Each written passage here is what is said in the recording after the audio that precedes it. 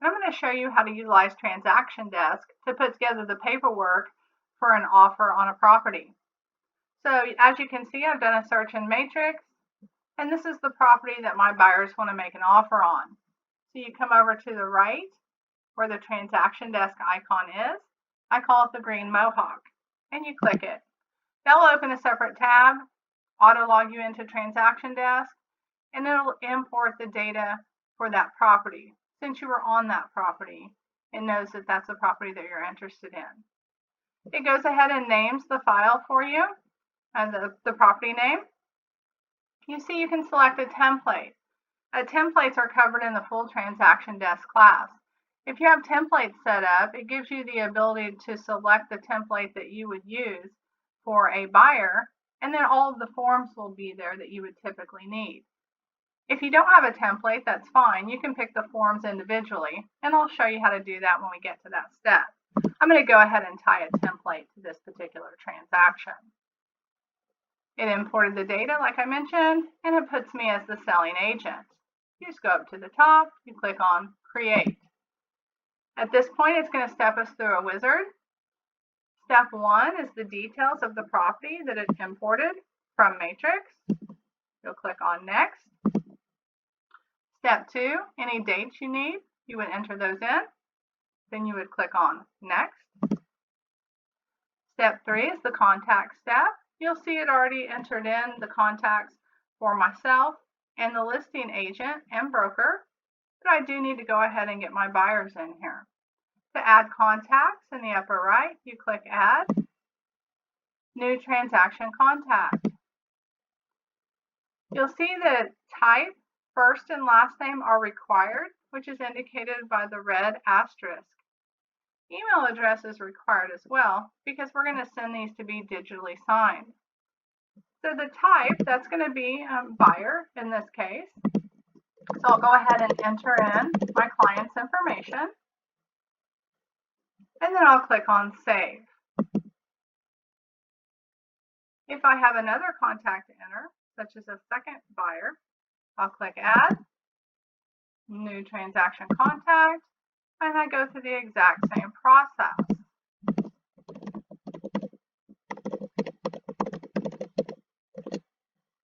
And click on Save. You would continue doing that until all of your contacts have been entered. Then you would click on Next. This is the form step. Since I picked a template, the forms that were associated with that template are listed right here. Now this is just for an example, which is why I only have 2 forms tied to that template. And you could have any forms you wanted tied to a specific template. If you don't have any forms in here, you would just come up here and you would click on Add, and that's going to open up the forms library. Then you could go into the appropriate folder. All of the forms are listed, and you would select the ones that you are interested in. As you select them, you'll see it puts them in the basket. I'm going to deselect those since I already have my forms selected. You would select all you need. It goes in the basket. Then you would click on the blue button. I'm just going to click on Close. Then we'll click on Next to take us to Step 5. Step 5 is the document step. This is where you can upload any documents that you want to tie to this particular transaction. We're going to click on Done, which brings us to the transaction dashboard. The forms that we just selected are listed right here. Now we need to fill them out. So we're going to click Go to Forms. To fill them out, you're going to click on the first one, and that's going to take you to the form. At this point, you're going to go through and fill in whatever is appropriate. You'll see some of the information is already filled in because we filled that out during the wizard. Okay, but you'll fill out everything else that you need. Once you've done that, you'll come up to File, and you'll save that. Then you'll click the house at the top center. All of your forms will be listed here, and you'll click on the next one that you need to fill out. you would go through the exact same process you previously did. You would fill it out as needed.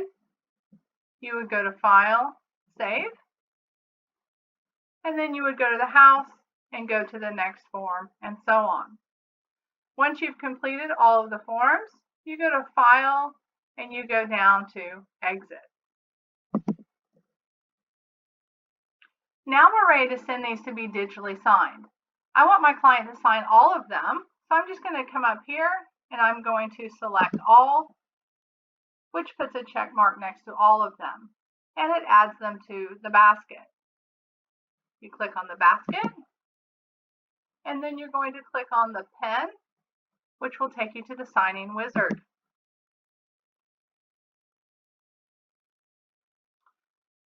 Step 1, the signing name. This is going to be a part of the subject line of the email that you're getting ready to send to your client. Then you pick whether you want sign in line or simulsign. Sign in line sends all those documents to person A first. Once they've completed the signing process, then it sends everything to person B to sign. Simulsign sends everything at one time, where anybody can sign in any order and then sends them back. I'm going to leave mine at sign in line. Then I'm going to minimize step 1. Step 2 pulls up the participants I have tied to this transaction, which is the listing agent, myself, the selling agent, and my 2 buyers. If I select all of them, you can see the type of person that they have it tied to. So myself and the listing agent are both set up as reviewers. My clients are set up as remote signers. For this example, I'm going to uncheck listing agent and selling agent and just have my buyers tied to this signing process. And you'll click the blue button, and here are my signers in order because I picked sign in line. If they're in the wrong order, you can click and drag and change the order. I'm going to minimize step 2. And I'm going to go to step 3, the document step. On this step, I just make sure, yes, these are the documents that I want to send to be signed, and they're in the order that I want them to go. I'll minimize step 3. And then I'm going to go to step 4, design. This is going to be my final check that the documents look the way I want them to look. So I can just scroll through, make sure everything's where it needs to be. You'll see your signing blocks are there in the appropriate places. I have buyers tied to this form. There's a place for a buyer to sign. So the system automatically adds the signing blocks for me. Over on the right, you have a toolbar. Drag and drop is anything that you want the client to do on the document. For example, maybe you need Bob to sign right here. You just click and drag and move that over. Then he'll be required to sign there. Well, if you need his wife to sign there as well, you switch it to her name, and you click and drag and move a signing block right there. So this gives you the ability to add additional signing blocks or initial blocks in places that aren't necessarily standard on the form. Markup is things that you want to do to the form. So for example, maybe you want to strike through something.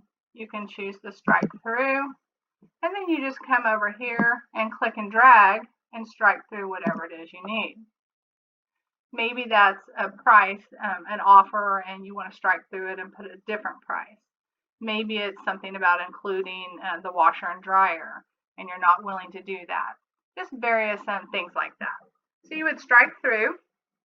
Then you could come up here and you could add a text box, and you could type in whatever you wanted. Right? Now, let's say you need your clients to initial that. Drag and drop, initial here. There's Susie's initials. Switch it to Bob. Initial here, and he would have to initial. So again, drag and drop, things that you need them to do. markup, things you are doing. Once you have it ready, you're going to come up here and you're going to click on Next. At this point, you have the option to customize the email invitation that you're getting ready to send out to your clients. And whenever you're ready, you would click on Send Invitations, and that's going to send those documents to be signed.